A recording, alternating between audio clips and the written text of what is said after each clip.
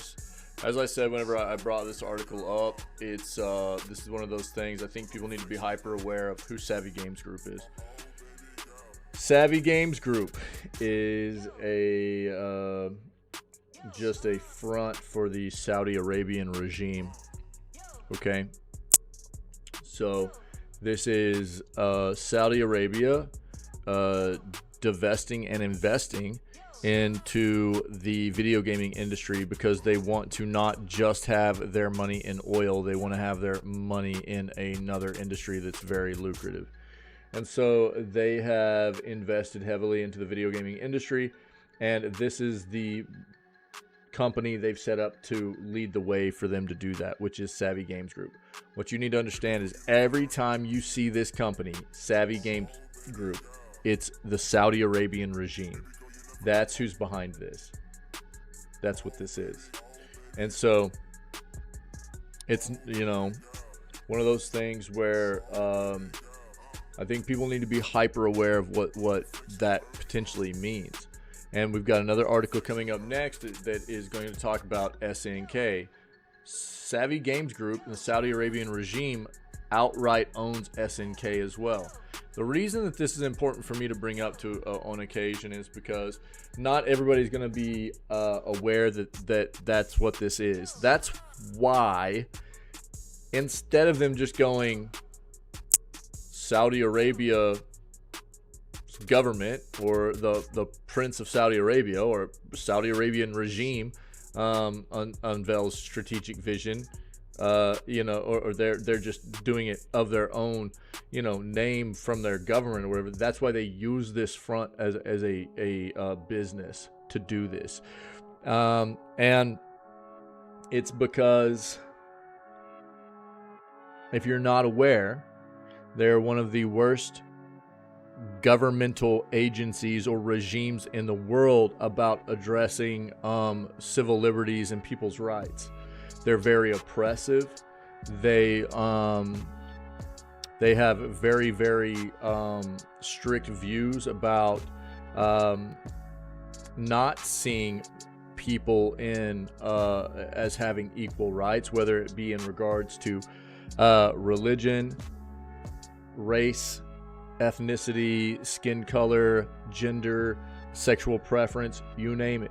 There are a lot of demographic areas where Saudi Arabia is very, very oppressive, and they are really, really, you know, people have just gone away and whenever they've tried to call out Saudi Arabia for this kind of stuff. It's really brutal. It's very concerning, and the reason I bring it up is because throughout the history of entertainment, entertainment has been used as a method of spreading propaganda, and we have to be hyper aware that video games are a form of entertainment where that can happen as well.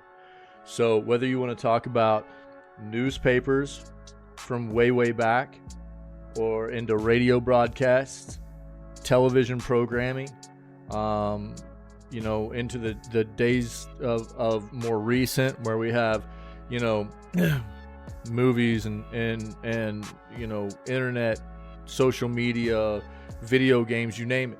There's always going to be the potential for spreading propaganda. And when you're talking about a regime like Saudi Arabia, you know, does it mean that they're necessarily going to be doing this? No, it doesn't. But I think that it does require us to be hyper aware of who is behind these companies, and the potential is definitely there for them to spread their propaganda and you know, their kind of extremist ways about not letting people live their best lives, and you know, the way that they mistreat people based on differences, which is definitely opposed to what our community is about. The potential is there, and it might not be something because they're very, very early in their endeavor into investing in the video gaming industry, but they own chunks of big corporations. talking about they own chunks of like Nintendo, they own chunks of Sony and Tencent and stuff like that. You know, they're all over the place. They outright own SNK. They, you know, so the potential for them to be putting in sentiments into their gameplay that and the lore and the narratives and things like that that try to get people more believing along the lines of what they do about trying to you know,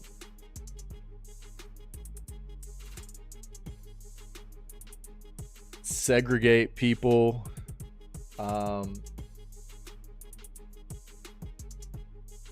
not see people as being equals, you know. The potential is always going to be there, and I think that's why people have to be very careful and hyper aware that there's always going to be that potential there whenever an organization like this, a governmental regime like this, is at the head of buying into the entertainment industry, especially the one that we're also invested in and immersed in. And you need to be aware that that's potentially something that could happen here, right? There's a lot of discrimination that happens on the part of this regime, and the fact that they could try and push those kinds of agendas onto people through this piece of, you know, these pieces of entertainment is absolutely there as well. So with that notion, Savvy Games Group unveils strategic vision and new leadership video. And look, it doesn't just go for Saudi Arabia alone. You know, there are different kinds of, you know, whether it be, you know, organizations, companies, governments, you name it. There's always the potential for these kinds of sentiments to be spread through either the development, or these groups to get a foothold into these online communities where we play and live in a virtual experience, that they push these sentiments out. There's always the need to be very careful, right? But specifically because we're addressing this with Savvy Games, that's why I bring it up in relation to them and who they are, and the way that they address other people and not treating people the right way as far as I'm concerned. So CEO Brian Ward says Savvy Games Group is on a fast track to be one of the leading players in games and entertainment anywhere in the world. Savvy Games Group have just released a video featuring their leadership team, including CEO Brian Ward, discussing the company's strategic vision. The slick promo outlines the company's mission to foster growth in the worldwide gaming and esports sectors and highlights their dedication to achieving this goal. Here's one of the big things about Saudi Arabia too.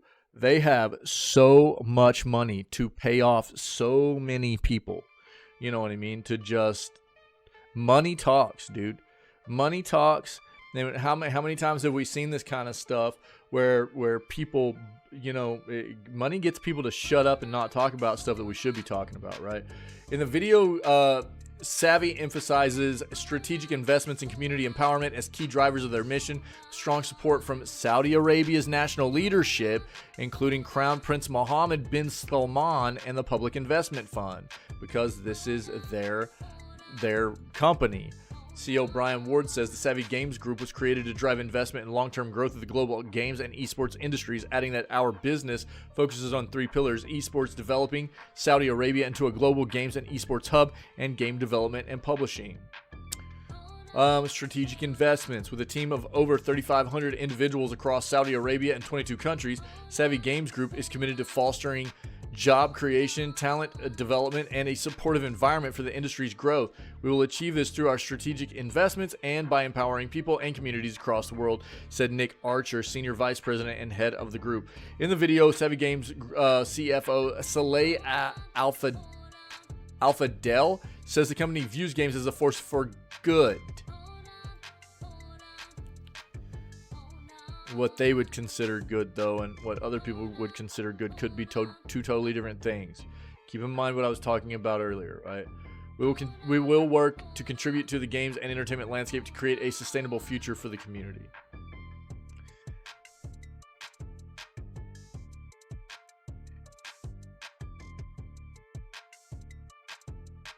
KSA's national strategy. Their message also showcases confidence in their trajectory, emphasizing their position as a rising player in the global games and entertainment scene, with the company's general counsel, Faraz Hahu, stating that Savvy is in the unique position of being based in the only country in the world that has a national games and esports strategy. While Chief Human Resource Officer Majed Al-Muhanna says this national strategy sits as a part of Vision 2030, which allows Savvy to invest in the industry in a unique way. Brian went on to say that Savvy Games Group is on a fast track to be one of the leading players in games and entertainment anywhere in the world by supporting the fast-growing Saudi gaming ecosystem.